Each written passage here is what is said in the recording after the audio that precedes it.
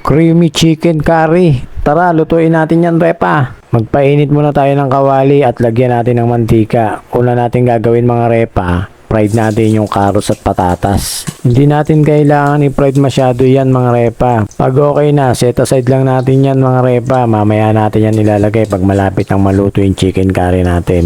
Dito na rin tayo magigisa mga repa sa pinagpirituhan. Kapag medyo madaming mantika, bawasan mo lang.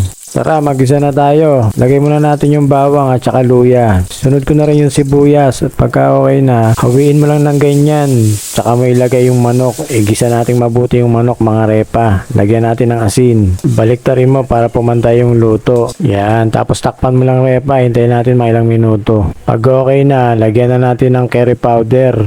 Isabay na rin natin yung paminta mga repa. Halu-haluin lang natin ganyan. Tapos takpan lang ulit natin. Kapit na kapit yung curry powder niyan mga repa. Lagyan din natin ng magic sarap repa para sagad na sagad yung lasa niyan. Isabay na rin natin tong unang gata. Yan, okay pa sa alright yan. Hayaan lang natin kumulo mga repa.